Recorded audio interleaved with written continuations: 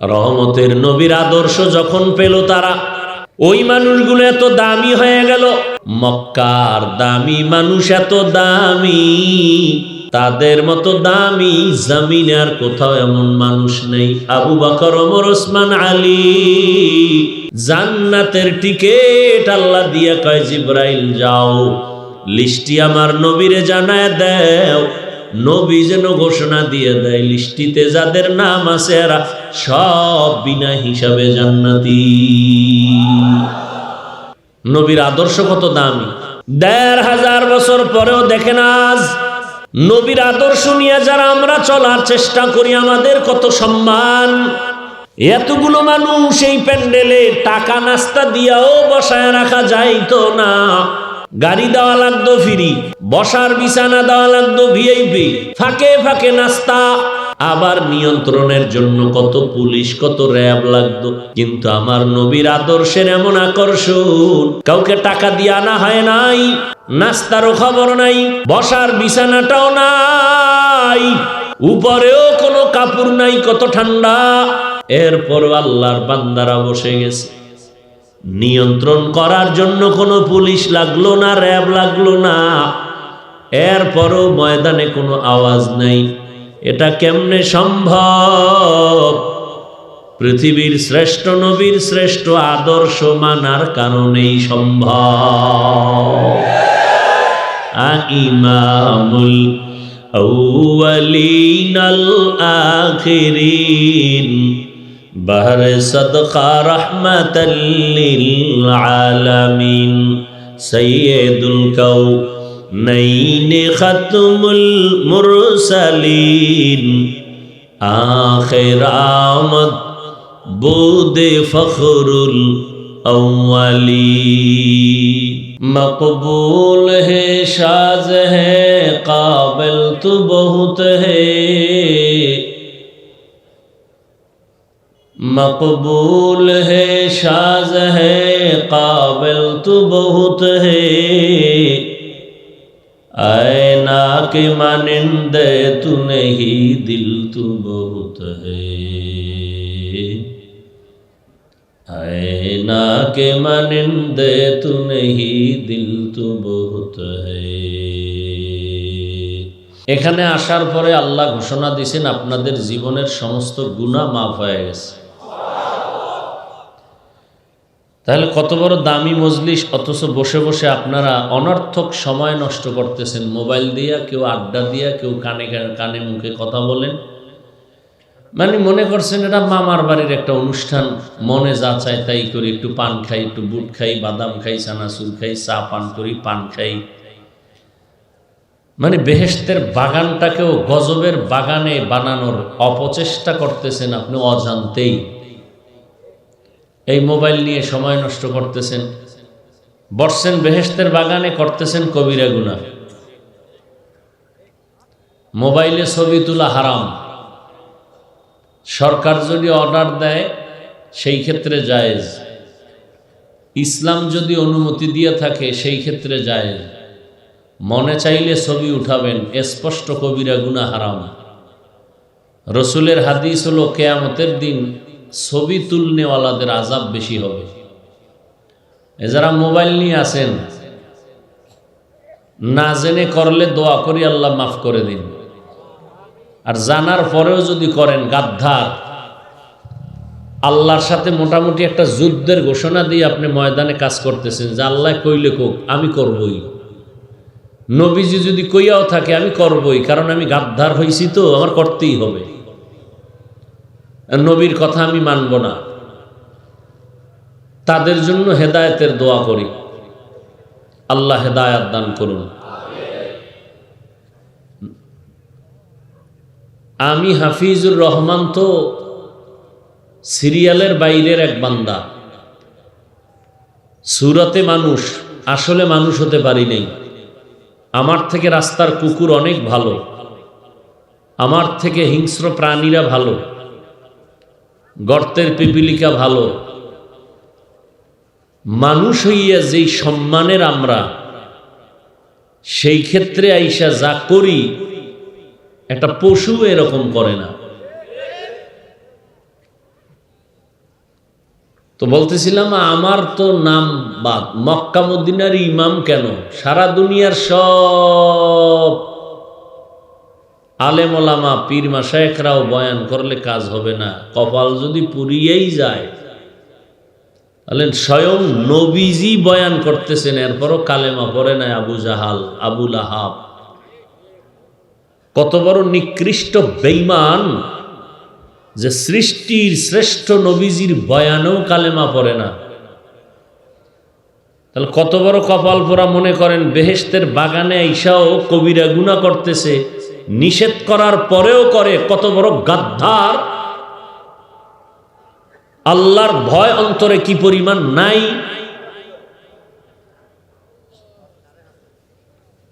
আল্লাহর কসম করে বলছি, আমি মানুষের বাচ্চা হয়ে বলছি, আমি রসুলের আদর্শের শপথ করে বলছি, সরকারি প্রয়োজন ছাড়া, ইসলামের কোনো কাজের প্রয়োজন ছাড়া এমনিই ছবি তোলা 1000 কোটি বার কবিরা গুনাহ। যারা করতেছেন, করতেছি, মনে হয় একটা রসুলের হাদিসের সাথে একটা যুদ্ধের ঘোষণা দিয়ে ময়দানে নেমেছে। আপনাদেরকে কি বলবো, আমার জাতি ভাইরা পাগলের মতো ছবি তুলে, মাদ্রাসার ছেলেরা পাগলের মতো ছবি তুলে। সবার জন্যই বলছি, ইসলাম কোনো পীরের নাম নিয়ে আসে নাই, ফতুয়া কোনো পীর সাহেবের জন্য আলাদা করে রসুল দেন নাই, সবার জন্য সমান। মাস্তানি সব জায়গায় চলে না। কোন বুদ্ধিমান চালাক বাঙালি হয়তো বলতে পারবেন মাথা খাটাইয়া যে হুজুর এত খেপলেন কেন, আমরা তো আপনার ভক্ত, মহব্বত করি, এই জন্য না একটু মোবাইলে বয়ান উঠাই। আপনার বয়ান স্পষ্ট উঠবে না, এটাই বাস্তব। মোবাইলে ছবি আপনার স্পষ্ট ভালো আসবে না, এটাই সত্য। আপনি যদি সেই নিয়তে করে থাকেন, সেই কাজটা তো নিখুঁতভাবে মিডিয়াওয়ালারা করতেছে। আপনি তো কালকে সকালে ডাউনলোড করে নিতে পারবেন। এত সুন্দর পদ্ধতি থাকার পরেও যদি গাদ্দারি করেন, তাহলে বুঝবো আপনার উদ্দেশ্য অন্যটা। আপনার উদ্দেশ্য আসলে আল্লাহর জন্য না। আমি কতটা কষ্ট নিয়ে এই কথাগুলো বলতেছি, আপনাদেরকে কেন বলবো। সেদিন এক মানুষরূপী জানোয়ার মোবাইলটা সামনে এনে একটা ছবি তুলে আর বলতেছে, হুজুর মনে কিছু নিবেন না, একটা ছবি উঠাই, কিয়ামতে আল্লাহ যদি উসিলে আমাকে মাফ করে।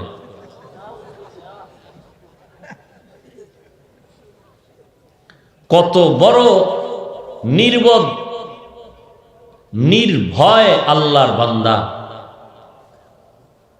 এখানে আপনারা আল্লাহর দিকে তাকায়, খোলা আসমান তো কষ্ট হইতেছে, ঠান্ডা, এই জন্য আমারও কষ্ট হইতেছে। আল্লাহর দিকে তাকায় বলেন, আমার ছবিটা আপনার বোনেরা দেখবে। আল্লাহর দিকে তাকায় বলেন তো আপনার অন্তর কি বলে, এটা বৈধ, হালাল? হ্যাঁ, আপনার বোনের ছবি যদি আমি দেখি, হালাল? আচ্ছা, ছবির মধ্যে কি আকর্ষণ নাই? হ্যাঁ,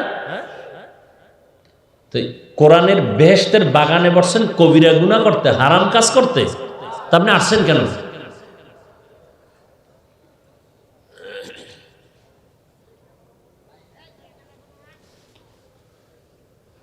ওয়াজ মাহফিলে তো বললাম না, আমাদের বক্তাদের এখন ওয়াজ করা পেশা, আর আপনাদের বয়ান শোনা এখন নেশা। নামাজের গুল্লি মারি বয়ান চলুক সারা রাত, ওই মৌলবী আর কাজ নাই, গলা ফাটায় চিল্লাইবর কামি হইলে এটা চিল্লাইতে থাকো। আমরা বসে বসে বাদাম খাই, বুট খাই, পান খাই, চা খাই, বিড়ি টানি। তোমার কাজ তুমি চালাও, কারণ বয়ান শোনা আমাদের নেশা, বয়ান করা তুমি বক্তার পেশা। কিসের কান্নাকাটি আবার, কিসের নামাজ, কিসের রোজা, কিসের পর্দা? এখানে বেহেশতের বাগান, ওখানে জাহান্নামের মেলা। নারী পুরুষ ঘুরতেছে হোমালে। বয়ানের পরে বাসায় যায়, কইতো নাইছো ওয়াজেরতে, হাতে কি কয় বেলুন, বগলের তলে একটা প্লাস্টিকের মাছের ছবি। এই হলো ওয়াজের ফল। বাড়িতে যাওয়ার সময় বেলুন নিয়ে যাবে বাচ্চার জন্য, বিভিন্ন। এগুলো কেন? 2 ঘন্টা বয়ান শুনবেন, এখানে না খাইলে মরে যাবেন। মার্কেট নাই আপনাদের এই অঞ্চলে? নতুন করে আবার ওয়াজের প্যান্ডেলের পাশে মার্কেট কেন, দোকান কেন? আপনি ঠিক বললেও কি না বললেও কি, আমার কথা এটি বন্ধ হবে? বলেন বন্ধ হবে? বরং প্রয়োজনে আমি বক্তাকে দাওয়াত দেওয়া বাদ দিবে, আকাম বাদ দিবে না। আমাকে দাওয়াত দেওয়া বাদ দিবে, আকাম বাদ দিবে না, বরং সবাই লাগবে আমার পিছনে। কোন হুজুরে কয় না ওনারা তো জলেকা,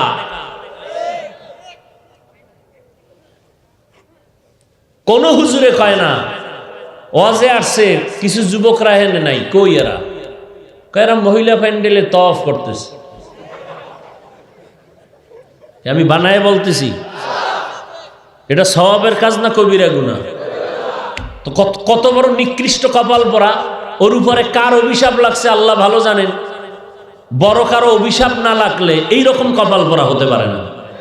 ওর কপালে কারো বরদোয়া আছে। না হয় বাড়ির থেকে ওয়াজের কথা এসে প্যান্ডেলে বসলো না কেন? ও গুনাহ, কবিরা গুনাহ করে কেন দোকানে বসে বসে?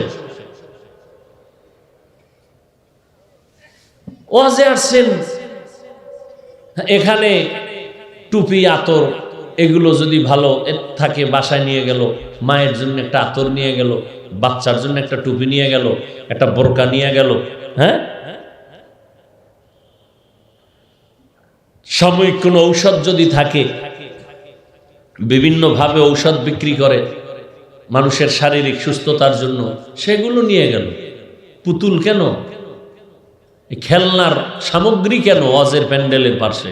ভাই আপনাদের বলছি না, কথা তো আপনার জন্য না, সবার জন্য, সারা দেশের জন্য, সারা দুনিয়ার জন্য।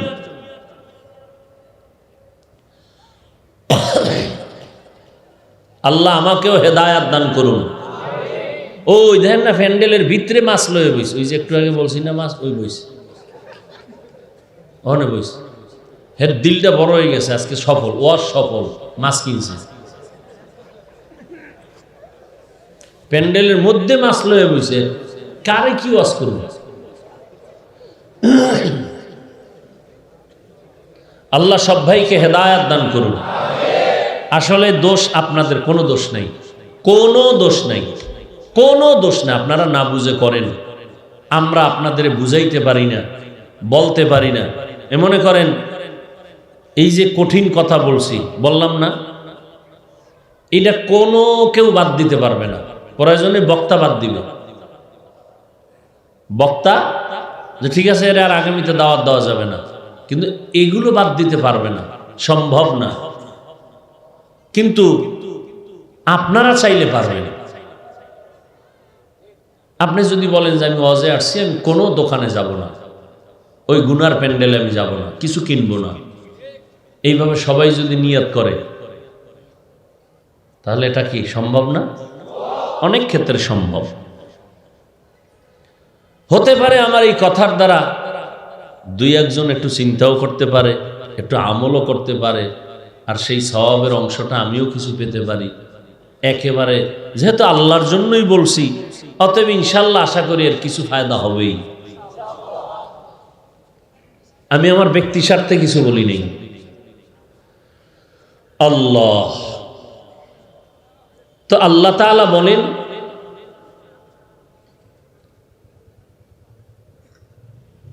জান্নাতের মধ্যে একটা জান্নাত হলো সব থেকে দামি, এর নাম জান্নাতুল ফিরদাউস। নবীজি বলছেন, তোমরা যখন দোয়া করবা জান্নাতের, তখন জান্নাতুল ফিরদাউসের দোয়া করিও, এটা দামি জান্নাত। হাদিস পড়েছি, নবী বলেন, লা ইউমিনু আহাদুকুম হাত্তা ইয়াকুনা হাওয়াহু তাবআন লিমা জিতু বিহি।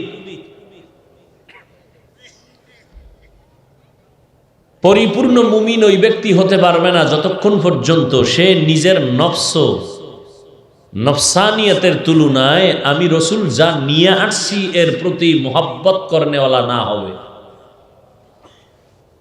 অর্থাৎ নিজের থেকেও বেশি মোহাব্বত করবে রসুল যা নিয়ে আসছেন, যা নিয়ে রসুল দুনিয়াতে আসছেন, এগুলোর উপরে মোহাব্বত হবে।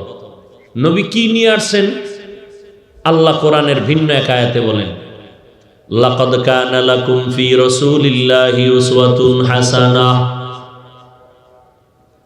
ও দুনিয়ার মানুষ, আমার এমন একজন রসূল আমি পাঠাইছি যার মধ্যে তোমাদের জন্য রয়েছে উত্তম আদর্শ।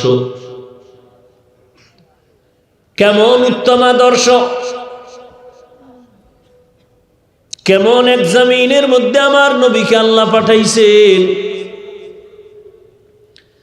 যেই জমিনের মধ্যে মানুষগুলো চূড়ান্ত খারাপ, চরিত্রহীন, এতটাই খারাপ যে মানুষগুলো কন্যাদেরকে অপছন্দ করে, নারীদেরকে ভালো জানে না। জমিনের মধ্যে একটা দামি ঘর বাইতুল্লাহ, যেই ঘরের দিকে তাকায় থাকলে সওয়াব, যেই ঘরের আঙ্গিনায় 1 রাকাত নামাজ পড়বেন 1 লক্ষ রাকাতের সওয়াব।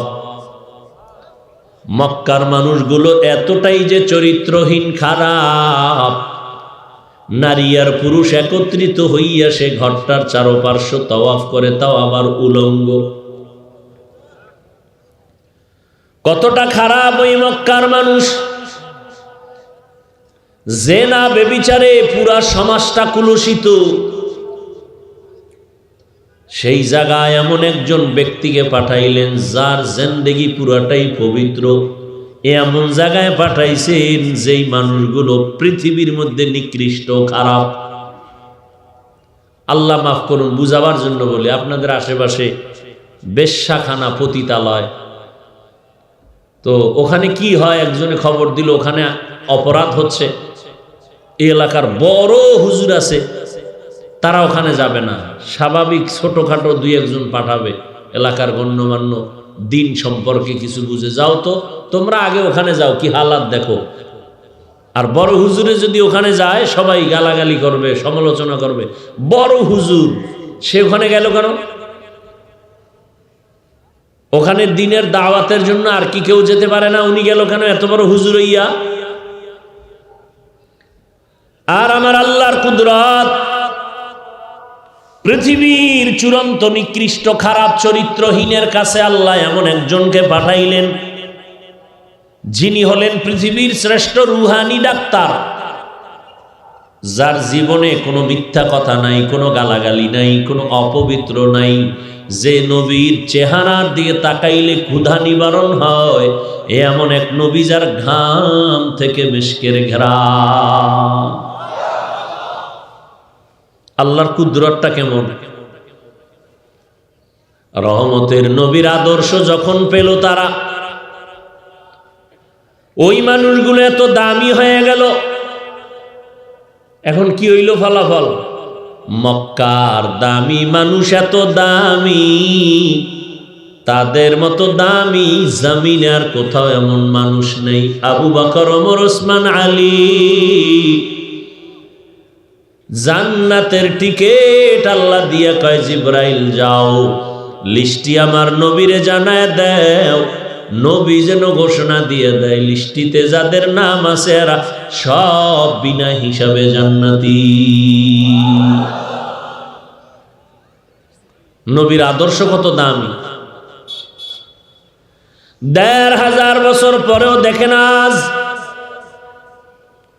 নবীর আদর্শ নিয়ে যারা আমরা চলার চেষ্টা করি, আমাদের কত সম্মান। এতগুলো মানুষ এই প্যান্ডেলে টাকা নাস্তা দিয়াও বসায় রাখা যাইতো না, গাড়ি দেওয়া লাগতো ফ্রি, বসার বিছানা দেওয়া লাগতো ভিআইপি, ফাঁকে ফাঁকে নাস্তা, আবার নিয়ন্ত্রণের জন্য কত পুলিশ, কত র্যাব লাগতো। কিন্তু আমার নবীর আদর্শের এমন আকর্ষণ, কাউকে টাকা দিয়ে আনা হয় নাই, নাস্তারও খবর নাই, বসার বিছানাটাও নাই, উপরেও কোনো কাপড় নাই, কত ঠান্ডা। এরপর আল্লাহর বান্দারা বসে গেছে, নিয়ন্ত্রণ করার জন্য কোনো পুলিশ লাগলো না, র্যাব লাগলো না। এরপরও ময়দানে কোনো আওয়াজ নাই, এটা কেমনে সম্ভব?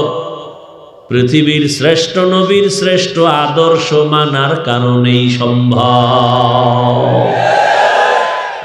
ইমামুল আউয়ালিন আল আখিরিন বাহর সদকা রাহমাতাল লিল আলামিন সাইয়্যিদুল কাউনাইন খাতমুল মুরসালিন আখির আমদ বুদে ফখরুল আউয়ালিন। আল্লাহ তাআলা এমন এক আদর্শের নবী পাঠাইলেন, ওই নবীর আদর্শ ১৫০০ বছর পরে আমরা মানার কারণে আমগো সম্মান। একটু হিসাব করে নগদ, গোপন কথা না, কোনো কিছুই না, ভয় না, বিবেক খাটায় বলেন ওই নবীর আদর্শ মানার কারণে আমগো সম্মান আছে না কমে গেছে?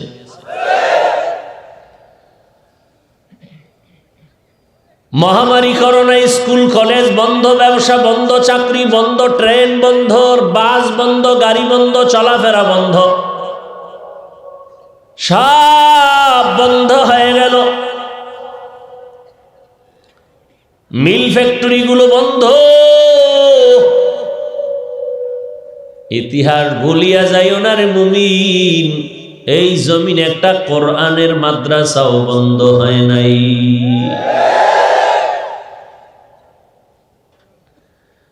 বাবায় মরে গেছে করোনায়, ছেলেরা লোকেরে টাকা দিয়া লাশটারে রাস্তায় ফালাই দিয়া গেছে। বিলাইতে কুত্তায় খাইলো নাকি জানাজা হলো, খবর আর নিল না।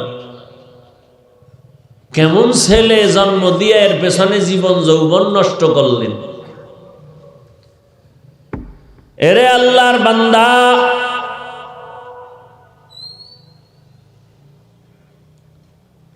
এই দেশের শত শত করোনার লাশ আমার কলিজার টুপিওয়ালারা উলামায়ে কেরামরা কাঁধে নিলেন, গোসল করাইলেন, কাফন পরাইলেন, জানাজা পরাইলেন, দাফন করাইলেন। আল্লাহর শুকর, একজন হুজুরেও করোনায় মরে নাই। দেখাইলে মাওলারে মানবা। এরে আল্লাহর বান্দারা, চারদিক থেকে আক্রমণ চলতেছে। ইহুদি বেঈমান বিধর্মীদের পক্ষ থেকে কোরআনের আওয়াজ বন্ধ করে দেও। তবে বেঈমানরা আইসা নিজেরা বলে না, টাকা দিয়া মুনাফেক মাঝখানে সাজায় দিছে, তোমরা চালাও, পেছনে টাকা দিব আমরা। ঠিক নি? এখন দেখবেন তাহলে বেঈমান বলে না তাবলীগ খারাপ, ওই আমগো জাতিবাই মুসলমানরাই বলে তাবলীগে গিয়া লাভ নাই। ওরা বলে না, বলায় বলায়। কওমি মাদ্রাসায় পড়ে লাভ নাই, দেওবন্দির কাছে গিয়া লাভ নাই, পীরের কাছে গিয়া লাভ নাই, পীরের কাছে গিয়েও লাভ নাই, মাদ্রাসায় গিয়েও লাভ নাই, তাবলীগে গিয়েও লাভ নাই। তো কই গেলে লাভ? বেশ্যাখানায়। হ্যাঁ, তো কই যাবো আমরা? তাবলীগেও যাওয়া যাবে না, লাভ নাই। পীর সাহেবদের দরবারেও যাওয়া যাবে না, লাভ নাই। কওমি দেওবন্দীদের কাছেও যাওয়া যাবে না। তো যাবো কই? ঠিকানা দাও, কোথায় যাব? সবে বরাতে একজনে ঠিকানা দিছে যে মসজিদ বাদ দিয়া বেশ্যাখানায় যাও।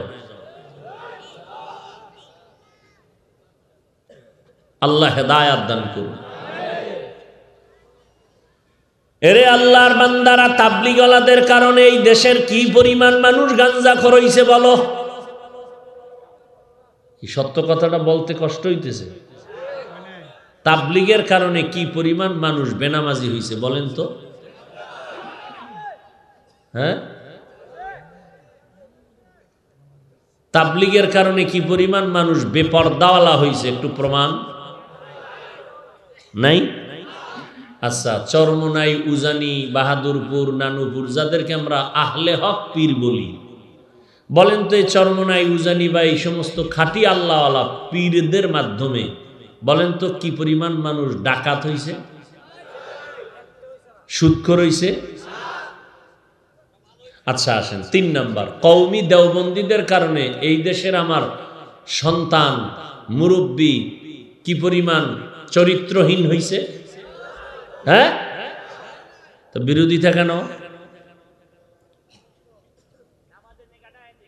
কি বিরোধিতা কেন? দেওবন্দীদের বিরুদ্ধে, তাবলিগের বিরুদ্ধে বিরোধিতা কেন? বুঝতে হবে তার কলবে রোগ আছে, তার অন্তরে কি আছে? রোগ আছে, চিকিৎসা করা দরকার। আফসুস, আমরা তো পাঁচকল্লি টুপি মাথায় দেই, একবারও তো ভিন্ন টুপিওয়ালার বিরুদ্ধে বলি নাই। আপনারা কেন পাঁচকল্লির বিরুদ্ধে বলেন? আমরা কওমি মাদ্রাসার সন্তান, কখনো আলিয়ার বিরুদ্ধে বলি না, স্কুল কলেজের বিরুদ্ধে বলি না। আপনারা কেন কওমির বিরুদ্ধে বলেন?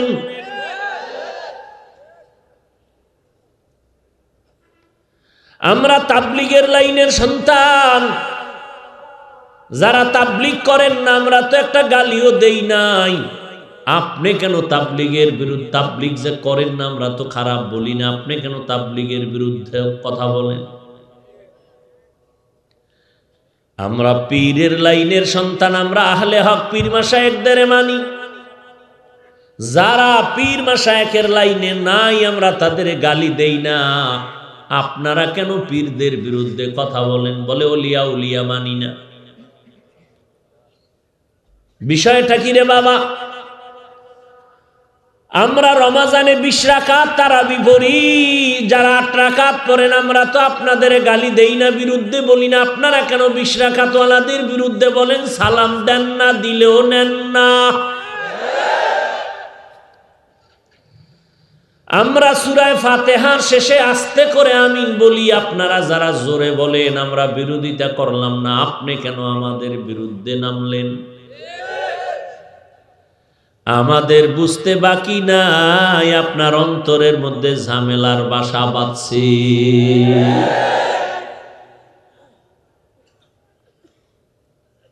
কি তাবলিগ চরমনাই কওমি দেওবন্দি মানুষজন লাইনে যারা আছে কম? এটি বাসলয়ে রাস্তায় নামলে উভয় আছে, একটা দুশ্মনেরও আছে।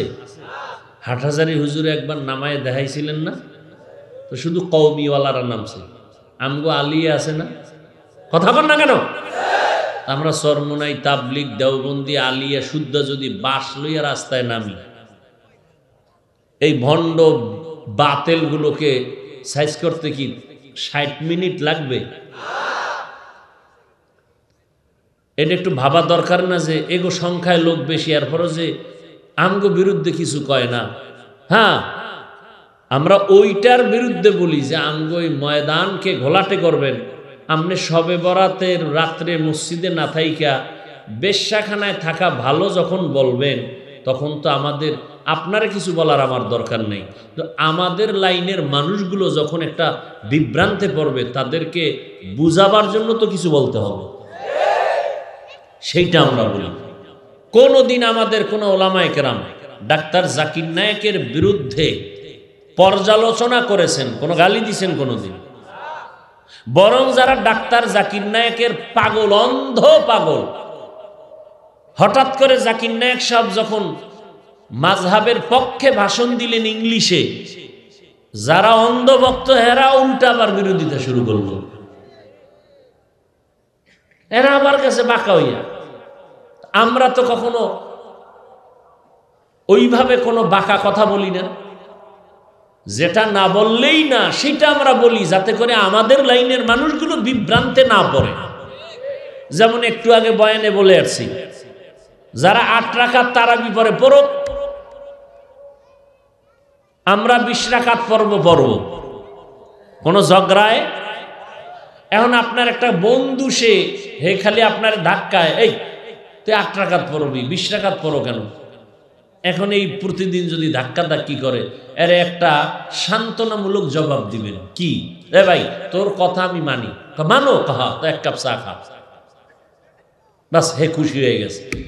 এইবার পরের দিন দেখবে যে 20 রাকাত, কিরে তুই বলে মানো, কাহা মানি, তোমার কথায় আমি 8 রাকাতই তারাবি পড়ি আর বাকি 12 রাকাত নফল হিসাবে পড়ি, এরপরে যদি তোমার কলিজা জ্বলে তাহলে আমার আব্বার কিছু করার নেই।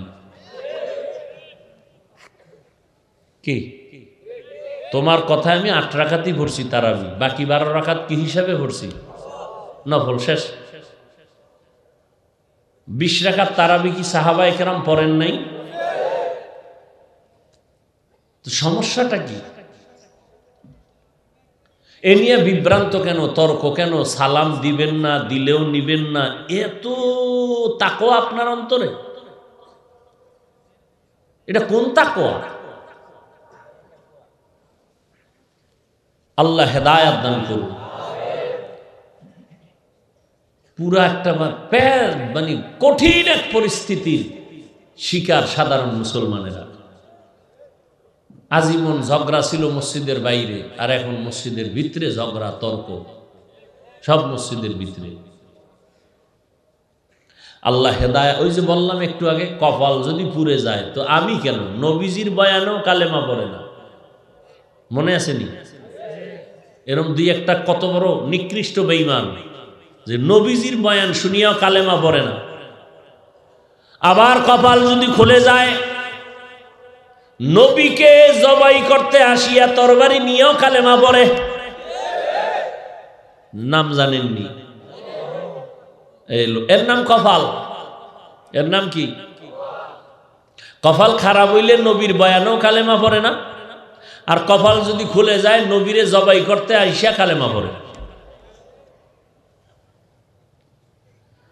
ইন্নাল্লাযীনা আমানু ওয়া আমিলুস সালিহাত, জান্নাতুল ফেরদাউস আল্লাহ দিবেন তাদেরকে যাদের মধ্যে 2টা গুণ থাকবে। 1 নাম্বার পরিপূর্ণ ঈমান, দ্বিতীয় গুণ হলো নেক আমল। ঈমান তো আছে, আমরা আল্লাহ মানি, নবী মানি, কোরআন মানি, হাদিস মানি, এখন এটা আমলে বাস্তবায়ন করতে হবে। আল্লাহ কয় নামাজ পড়া লাগবে, তাহলে আমার ঈমান আছে। আল্লাহ কয়জন? এখন বাকি আর একটা কাজ কি? আমল। আর এক কাজ কি? আমল। তো আল্লাহ কইছে নামাজ পড়, মানি আল্লাহর হুকুম, এবার কাজে লাগাই দিলাম আমল। আল্লাহ কয় নিশ্চিন্তায় ঘুমা, তোর ঠিকানা বিনা হিসাবে সর্বোচ্চ সম্মানিত জান্নাত, মর্যাদা সম্পূর্ণ জান্নাত তোর জন্য। সেটা কোনটা? জান্নাতুল ফেরদাউস। ঈমান আনার পরে নেক আমল।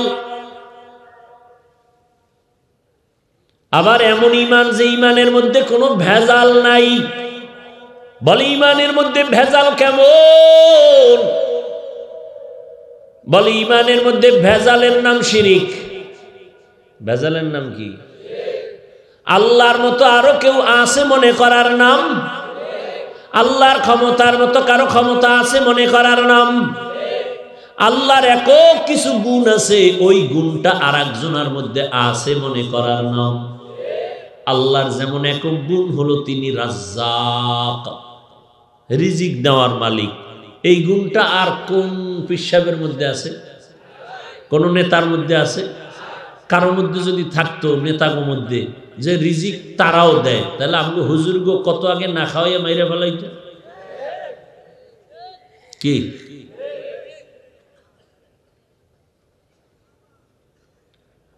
অথচ করোনার ভিতরে একজন হুজুরও কারো কাছে গিয়া বলে না টাকা দাও, মাইয়া বলা লইয়া না খাইয়া মরি, কিছু টাকা দাও, ভিক্ষা দাও, বলছে কোন হুজুর? অথচ তাদের বেতন মাত্র 5,000, 6,000, 10,000, 6 মাস বাকি। এরপর কোনো হাহুতাস নাই। ভোর রাতে আমার মালিকের সাথে কান্না করে, ও দয়ার মালিক, অল্প টাকাও যদি হয় তুমি বরকত বাড়ায় দিও। আমার ছেলে মেয়ের জন্য যেন কারো কাছে আমার লজ্জিত হতে না হয়। ও আল্লাহ, তুমি অল্পের মধ্যে বরকত বাড়ায় দিও। আজকে আপনি মাসে মাসে লাখ লাখ টাকা কামাই করি, আপনার মাথা ঠিক নাই, শান্তি নাই, চেহারার মধ্যে আপনার আলো নাই, স্ত্রীর সাথে কথা ঠিক মতো বলেন না, সালাম নাই, কালাম নাই।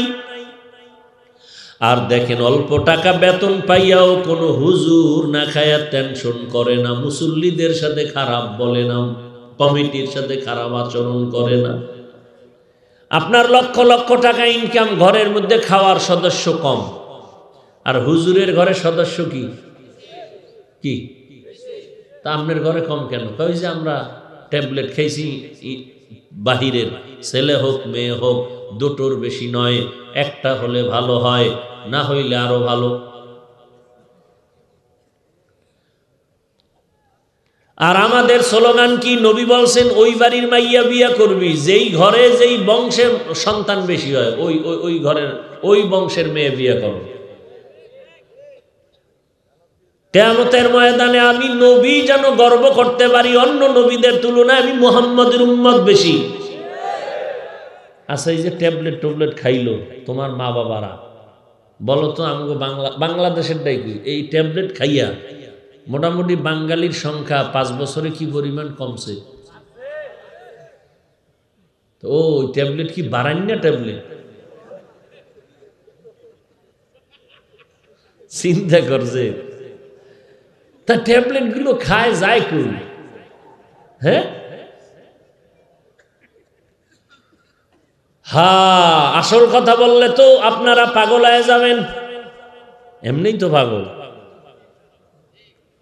বড় কঠিন এই যে জন্ম নিয়ন্ত্রণের পৃথিবীর ইতিহাসে প্রথম উদ্বোধনকারী বেঈমানের গডফাদার নমরুদ হইল জন্ম নিয়ন্ত্রণের প্রবর্তক, আর এই জন্ম নিয়ন্ত্রণের ডাইরেক্টর হলো ইব্রাহিম নবীর বাবা আজর।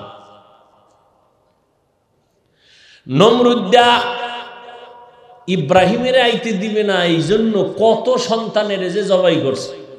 ফেরাউন না আর এক বদমাইশ।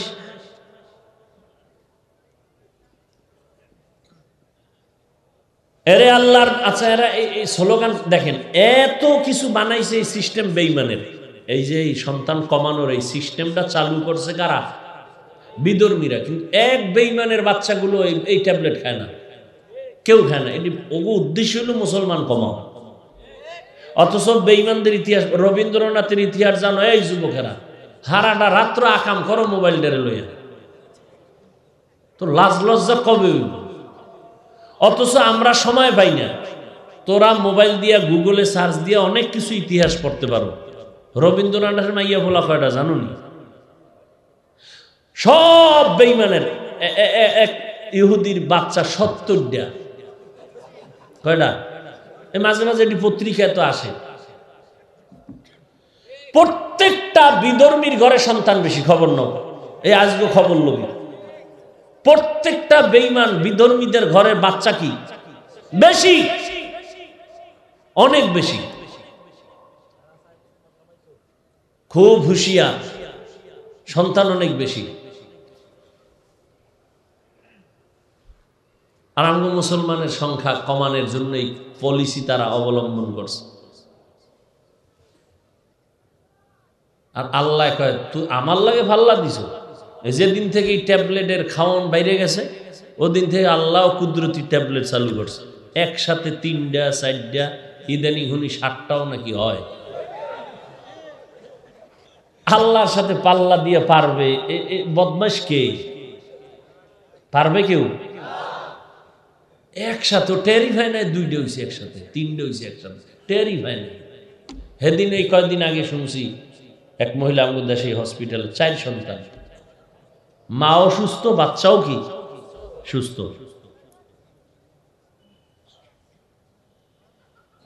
ভাইরা আমার, আর ওরা কেন এই মুসলমানের স্লোগান কি দিছে? মানুষ কমাও, মানুষ কমাও, বাড়লে থাকবে কই, খাবে কি? সন্তান কমাও। আচ্ছা, যে কয় কমাও, তা তুই ওই লিখে, তুই তো কমার দরকার ছিল। তুই মর, তুই তাড়াতাড়ি মর।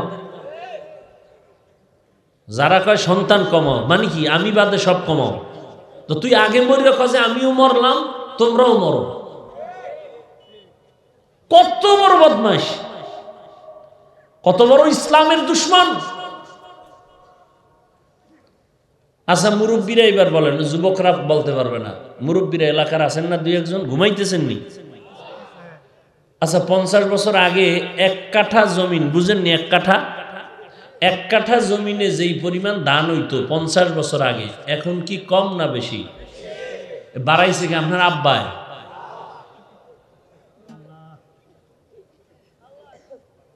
একটু চিন্তা করেন তো। আগে পেয়ারা খাইতাম, 13টা খাইলেও জিব্বা টের পাইতো না, কারণ 1 পেয়ারা একজনে খাওয়া যায় না। আপনার আব্বাই বানাইছে এটি না? এই যে হেলিকপ্টারে উপরে যাও উড়ি, এই যে বিমান আইলাম সেদিন পরশু, পুরা বাংলাদেশটা খালি, উপর দিয়ে নজর করলে পুরা দেশ খালি।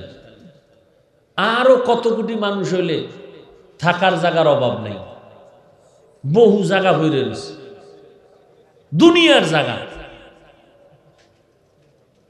এরপরে আল্লাহ কয় তোর যদি আরো সমস্যা, আমি পদ্মাটারে সর বানাই দেব। যমুনা তো সর হয়ে গেছে। আচ্ছা আমগো বঙ্গোপসাগর আছে না, এদিকে কক্সবাজার, ওদিকে আমগো কুয়াকাটা, সর পড়তেছে হোমানে। আমি একদিন বলছি আমার দেশের কিছু মুরব্বীদেরকে, আমার দিল বলে যে কুয়াকাটার পরে এই পরিমাণ চর হবে যে পটুয়াখালী জেলা, বরিশাল বিভাগ, ওই 1 বিভাগের জায়গা আরো সাগরের মধ্যে, এর কোনো কুট কিনারা নাই। এটার যে কোথায় সীমানা, কোনো সীমানা নাই, আজও পর্যন্ত কেউ বের করতে পারেনি। যাইতেই থাকে, সীমানা কেউ পারে না বের করতে। এই রিজিকের মালিক হলেন আল্লাহ। এই জন্য মানুষ বাড়ছে, আল্লাহ রিজিকও বাড়ায় দিছেন, ঠিক না? এ বিষয়ে আমার আলাদা বয়ান আছে। দেখেন আমাদের বাংলাদেশে সংখ্যা হিসাবে জায়গা কম, সৌদি আরবে 50টা বাংলাদেশ ঢুকায় রাখা যাইব, সেখানে মানুষ কম। আল্লাহ এগুলো ব্যালেন্স করে রাখছেন। তো তুমি এটি কেমনে বুঝবা? তোমার এই মেমোরির জিবি আছে নি? তোমার তো জিবি হ্যাং হয়ে রয়েছে। বাংলাদেশের মানুষ সৌদি আরবে কাজ করতেছে, আল্লাহ সিস্টেম বানায় রাখছে, এভাবেই দুনিয়া চলবে।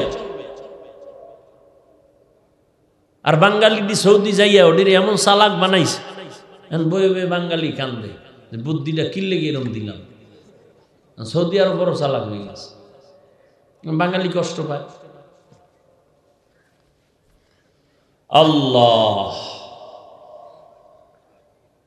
আল্লাহ জান্নাতুল ফেরদাউস দেবেন। 2 গুণ অর্জন করো। 1 নাম্বার গুণ হলো পরিশুদ্ধ ঈমান, যে ঈমানের মধ্যে শিরিকের গন্ধ নাই।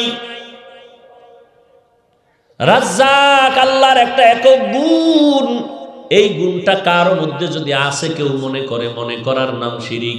যারা মনে করবে তাদের নাম, এই 5 মিনিট বল মোনাজাত দিয়ে দেব, এই বেটা উলো খাব, একসাথে বাড়ি যাই।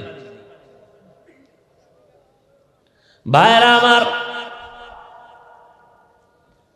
পরিশুদ্ধ ঈমান, শিরিক যুক্ত ঈমান হলে জান্নাত হারাম। ওয়া ইউশরিক বিল্লাহ ফাকাদ হারামাল্লাহু আলাইহিল জান্নাহ। যারা শিরিকের গুনায় লিপ্ত হবে, আল্লাহ বলেন তার জন্য জান্নাত হারাম। দ্বিতীয়, নেক আমল করিও। ওই আমল যে আমলের মধ্যে নিজের পক্ষ থেকে বানানো কিছু নাই, সব হবে মদিনার লাইনে, বেদাত মুক্ত আমল। নতুন কিছু সংযোজন করা যাবে না, বিয়োজন করা যাবে না। নবী যেভাবে শিখায় গেছেন ওইভাবে করতে হবে। ধর্মের কাজ নবীর তরিকায় করবে, মন গড়া করার নাম বেদাত। ইসলাম ধর্মের কোন কাজ নবীর তরিকায় করার নাম সুন্নত, মন গড়া করার নাম বেদাত। বেদাতিরা জাহান্নামী। ও যুবক, মদিনার নবী কত মজা করে তোমাদের গুণগান গাইছে জানুনি রে বাবা। মদিনার নবী বলেন, উম্মত, আমি মুহাম্মাদের বুড়া যারা, ওরা বিরোধিতা করছে বেশি, যুবকেরা আমার উপকার করেছে বেশি। ও যুবক বাবারা, ঈমানটারে মজবুত করো, নেক আমল করো, চাকরি করো, ব্যবসা করো, বাধা নাই। আল্লাহর আযাবের ভয় অন্তরে জমা করে আমল চালু করে দাও। তুমিও পানি পান করো, আমিও পানি পান করি, ব্যবধান তুমি বাম হাতে আমি ডান হাতে। তুমি এক টানে 1 বোতল পানি পান করলা, আমি এক টানে পান করি নাই, ওই 1 বোতল পানি আমি 3 বারে পান করেছি। তুমি দাঁড়ায় পান করেছো, আমি বসে পান করেছি। কারণ কি? তুমি হইলা নফসের গোলাম, আর আমি মদিনাওয়ালার মহব্বতে আল্লাহর গোলাম হইয়া এই অনুসরণ করছি। তোমার মধ্যে যে নফস আছে সেটা আমার মধ্যে আছে। তোমার মনে চায় গুনার দিকে আগাইতে, ওই আকর্ষণের চুম্বকটা আমার মধ্যেও আছে, কিন্তু ওটারে আমি কন্ট্রোল কইরা কইছে, এই নফসু মন মতো চলতে তোরে দিমু না। আমি পানি পান করলে একা একাও বাম হাতে করতে পারি, কিন্তু না, 5 বছরের সন্তানটা পর্যন্ত ঘরে আলহামদুলিল্লাহ অনেক ব্যবসায়ীরা প্রথম 10 দিনে 1 খতম পড়ে, বুঝেন না? আচ্ছা দেখেন তো, 10 দিনে 1 খতম পড়লে কি পরিমাণ দেরি হয় তাগো নামাজে, চিন্তা করেন। একটা খতম কোরআন নিজে তো জীবনে পারেন না, এমনি হইরা ওই নামাজের উসিলায় পড়বেন শুইনা শুইনা, এটাও যদি নষ্ট করেন তো রমাজান পাইয়াও কি করলেন? এই জন্য তো নবী বলছে, রমাজান পাইয়াও যারা জাহান্নাম থেকে নিজেরে মাফ করাইতে পারলো না, ওরা ধ্বংস হয়ে যাক। ভুলবো না, ভুলা যায় নাকি মাহে রমজানের স্মৃতি, ভুলবো না, ভোলা যায় নাকি মাহে রমজানের স্মৃতি। এ মাসের কত ফজিলত জানো কি মুসলিম জাতি, ভুলবো না, ভোলা যায় নাকি মাহে রমজানের স্মৃতি। আল্লাহর সেই পবিত্র কালাম মহাগ্রন্থ আল কুরআন, কি মহিমা এ মাসেই হয়েছে তার আগমন। এক নেকে শতুর রহমান, দেন নফল ফরজ সমান, রহমত বরকত নাজাতের মাস, জ্বালাও আমলের বাতি। ভুলবো না, ভোলা যায় নাকি মাহে রমজানের স্মৃতি, ভুলবো না, ভোলা যায় নাকি মাহে রমজানের স্মৃতি। এ মাসের কত ফজিলত জানো কি মুসলিম জাতি,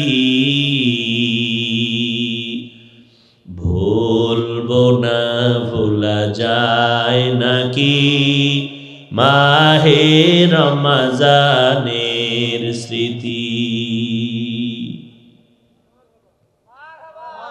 এ অনেক নিমুখ আরামেরা বলে, ঘরে কি ভাতের টান আছে নাকি রোজা রাখবো কেন? এরকম গাদ্দার আছে না নাই? ভাতের টানের জন্য রোজা রাখে। ওরে রোজা রাখার নিয়ম তো প্রত্যেকটা ধর্মের মধ্যে আছে, সিস্টেম আলাদা। রোজার মূল কি? না খাওয়ার সাধনা। বিধর্মী যারা, হিন্দুদের মধ্যেও কিন্তু না খাওয়ার এই সাধনা আছে। ইহুদিদের মধ্যে আছে, খ্রিস্টানের মধ্যে আছে। প্রত্যেকটা ধর্মের কোন কোন ধর্মে না খাওয়ার সাধনা এমন আছে যে না খাইয়া থাকতে থাকতে যদি মরতে পারো তাহলে বিনা হিসাবে স্বর্গে যাওয়া, এমন ধর্মের মধ্যে আছে না খাওয়ার সাধনা। এরে আল্লাহর বান্দা, আমার মাওলা তো তোমারে না খাওয়ার সাধনা দেয় নাই। ভোর রাত্রে জনমের মতো খাবি, খাইতে খাইতে আজান পর্যন্ত ঠেকায় দেয়। আজান দিতে আছে এরপরও খায় না, এই জানালা দিয়ে দেয় অন্ধকার, আজান দেয় দিবে আরো 2 লোকমা মাইনে লই। কি খাওয়া যে খায়, এরপর খায় 1 কিলি পান, বিড়ি খোর খায় তাড়াতাড়ি একটা বিড়ি, ওদিক দিয়ে আবার ইফতারি। আরে খাও, খাইতে পারবে 1 গ্লাস আর 2-3 বুট মুড়ি, 2-3 মুঠ। ইফতারি সাজাইছে 5 জনের জন্য, প্লেটে গ্লাস গ্লাস। ও ইফতারির ফ্যান্ডেলে যায়, মাথাটা গরম হয়ে গেছে। 10 প্লেট তো আমার একারই লাগবে, কি দিছে, মাথা গরম হয়ে গেছে। কিন্তু মাওলার কুদরত কেমন, আবার পেটের মধ্যে ক্ষুধাও তো, টান দিলে মানি আর বিসমিল্লাহ বলার রুশ থাকবে না। কিন্তু আল্লাহর কুদরত কি, শরবত 1 গ্লাস পান করার পরই পেটের ক্ষুধাটা শেষ হয়ে গেছে। দেখছেন নি আল্লাহর কুদরত, এখন আর পারে না। ওই তরমুজ 1-2 টুকরা রয়ে গেছে, নাও আর পারা যাবে না। অন্য ফল, আপেল, কলা, বা শেষ। বানাইলো এত বেশি, এবার হইল অপচয়, ঠিক না? খানা বন্ধ করে নেয়, মনের মতো খা, মনের মতো আল্লাহ কইছে খাও। 2 চোরায় খাইতে খাইতে ওদিক দিয়ে নামাজ শেষ। ইমাম সাহেব নামাজ পড়ে দেয়, এমন খায়। কেউ নামাজ করে না, আব্বাও নামাজ পড়ে না, আমরাও করি না। রোজা খানা, রোজাও রাহি না, তারই ইফতারি খাও গেল কেন? আপনারা তো কইছেন কিয়ামতের দিন আল্লাহ খুব রাগ হবে, তো রাগ হয়ে যদি এই বেঈমান রোজা রাখছো না, আল্লাহ সময় পাই নেই না, বাস কেন আব্বাও পড়ে না, আমিও করি না। এরপরে যদি আল্লাহ বইলেই ফালায় ইফতারিটা, এটাও খাইতারও নাই, তখন বলবো না সব কি ফালান যায়। এটা মোটামুটি আলহামদুলিল্লাহ নামাজ বাদ দিয়ে খাইছি। আল্লাহ যদি উসিলায় ধাক্কা দিয়ে খাই, এটির সব জান্নাতে ঢুকাই দেয়।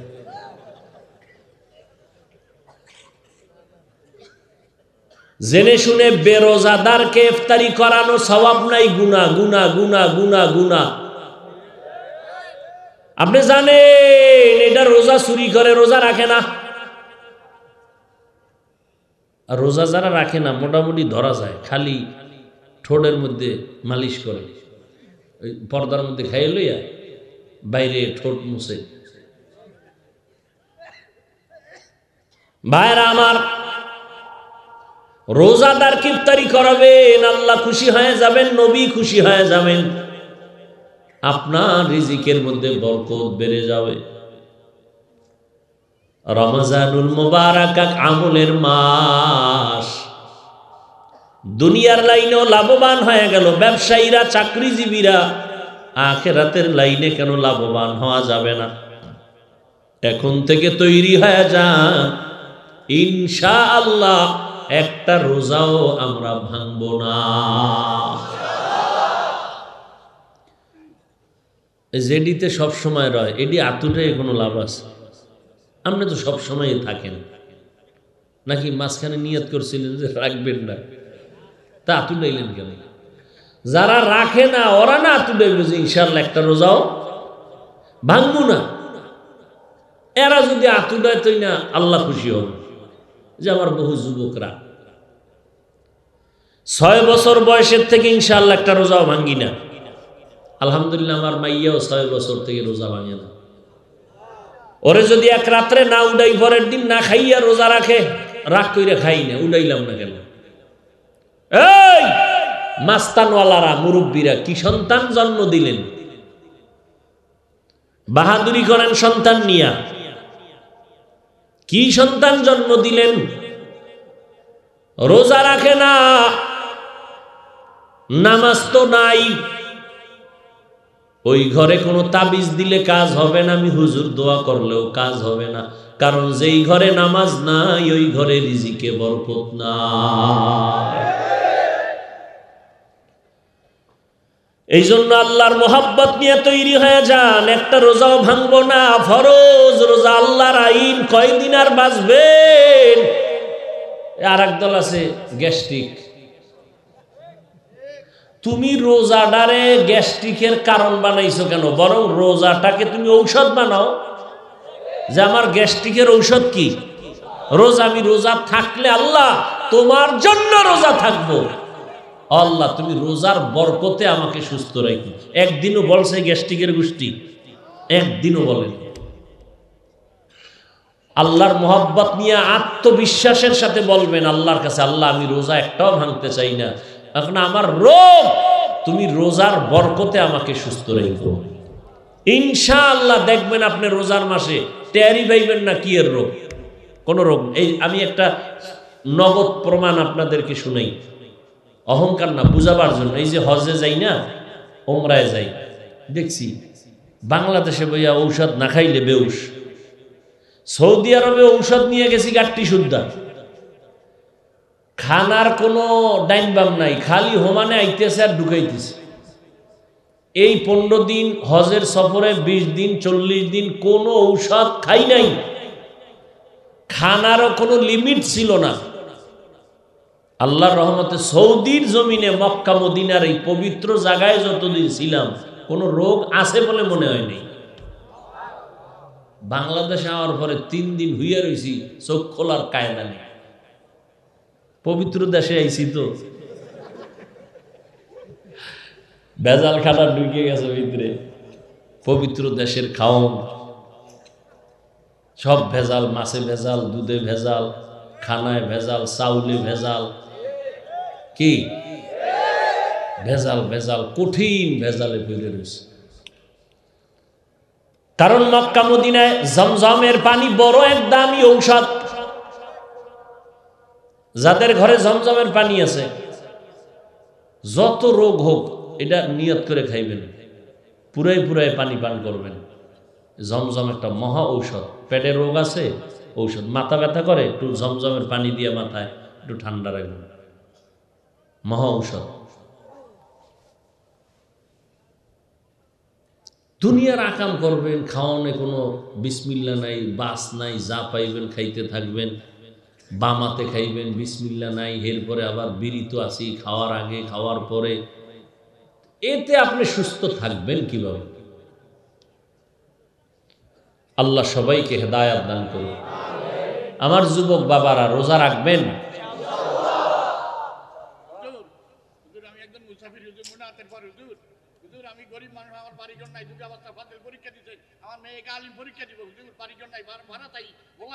আমি বাড়ি করে দেবো, ওই তো আপনি তো বললেই এলাইছে আর রাহেন।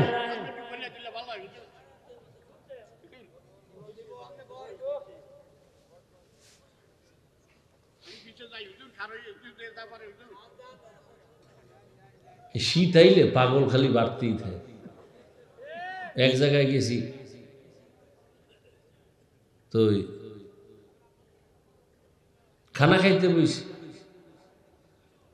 মুরগির গোস্ত দেশ, কি গোস্ত, তো পাশে আরো হুজুরের আছে, তো এক হুজুর কয় এটা কি দেশি মুরগি না ফার্ম? কয় আলহামদুলিল্লাহ।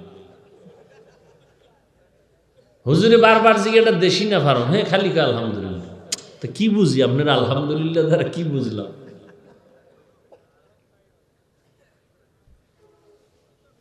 ভাইরা আমার, রমজানের এক রোজার দাম কত জানেননি? গত রোজায় এই লইয়া কি বলবো, অন্তর এতটা পচা এই দলের লোকগুলোর, যেটি বলে আমরা ইসলাম চাই কিন্তু বডির মধ্যে ইসলামের গন্ধও নেই। এই লোকগুলোর অন্তর এত পচা। গত বছর একটা এই রোজার ফজিলতের বয়ান করছি, এটা নিয়ে সমালোচনা দুনিয়া, অথচ আমি রসুলের হাদিস শুনেছি। মানে অন্তরের বাইরে গেলে সমালোচনা করবে, এটা হাদিস না কি? ওদের আলেমরা পর্যন্ত এই চিন্তা নেই। নবীজি বলেন একটা জন্মগত কাক, কাক চিনেন না? কাউয়া আসেনি? কাউয়া কাক কালো, কুকিল কালো, কালো মাথার কেশ, এর চেয়ে বেশি কালো মনের হিংসালেশ। নিম তিতা নিন্দা তিতা আরো তিতা খাও, এর চেয়ে বেশি তিতা 203-এর ঘর। নবীজি বলেন একটা কাক জন্মগত থেকে দুনিয়াতে আইসা ডানা মেলে উড়তে শুরু করলো। কাকের হায়াত কিন্তু অনেক বেশি, 1000-এর উপরে বছর বয়স পায়। এই একটা কাক জন্ম থেকে উড়তে থাকে, উড়তে থাকে, উড়তে উড়তে সামন দিকে যাইতে যাইতে বুড়া হয়ে গেছে। একটা কাক জন্ম থেকে যদি খালি উড়তেই থাকে, কত দূর গেলে হে বুড়া হয়? বুড়া হয়ে মরেই গেছে। এবার হিসাব লাগাও, এই কাকটা জন্ম থেকে বুড়া হইয়া মরা পর্যন্ত খালি উড়ছে লাগাতার, কত দূর গেল? এক রোজাদার এক রোজা রাখলে একটা রোজার বরকতে জাহান্নাম থেকে এত দূর সরে যাবে।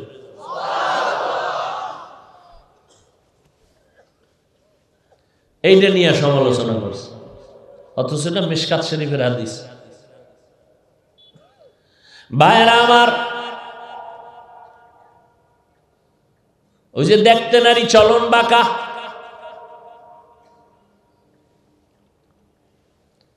আমরা তো আপনাদের হাতে পায়ে ধরে বুঝাই, জবানে ইসলাম না আমলের দ্বারা বাস্তবায়ন করতে হবে। ও আল্লাহর বান্দারা, কয়দিন আর হেলায় খেলায় জীবন কাটাইবা? আজকে থেকে তৈরি হয়ে যাও। এরে পর্দার আড়ালের মা বোনেরা, এখন থেকে তৈরি হয়ে যান। রোজা ভাঙবেন না, নামাজ ছাড়বেন না। বৃদ্ধ বাবাজিরা, আপনারাও তৈরি হয়ে যান, আর রোজা ভাঙবেন না, নামাজ ছাড়বেন না। নবীর তরিকা নিয়ে চলবেন। ও যুবক, তুমি স্কুলে পড়ো, কলেজে পড়ো, চাকরি করো, যা করো, নামাজ আর ছাড়বা না, রোজা ভাঙবা না। আল্লাহ পাকের কাছে খাঁটিভাবে তওবা করো। আল্লাহ আমাদের সবাইকে খাঁটি তওবা করিয়া বরকতের মাস, ইমানটারে মজবুত করে ওলামায়ে আহলে হকের পরামর্শ নিয়ে, মা বাবার দোয়া নিয়া, নবীজির সুন্নাত অনুযায়ী জীবনকে চালানোর তৌফিক আমাদের দান করেন। আমিন। আলহামদুলিল্লাহি রাব্বিল আলামিন, ওয়াসসালাতু ওয়াসসালামু আলা সাইয়্যিদিল আমবিয়াই ওয়াল মুরসালিন ওয়া আলা আলিহি ওয়া আসহাবিহি আজমাইন। ইয়া আরহামার রাহিমিন, ইয়া আরহামার রাহিমিন, ইয়া আরহামার রাহিমিন। রব্বিরহামহুমা কামা রব্বায়ানি সগীরা। আয় আল্লাহ, আজকের মাহফিল কবুল করে নেন। আয়োজনকারী সহযোগিতাকারীদের কবুল করে নেন। আয় আল্লাহ, এই ঠান্ডার মধ্যে আপনার বান্দারা হাজির, কাউকে খালি ফিরাইয়া দিয়েন না। মেহেরবানি করে আমাদের কবুল করে নেন। হেদায়াতের নূর আমাদের সিনায় দান করেন।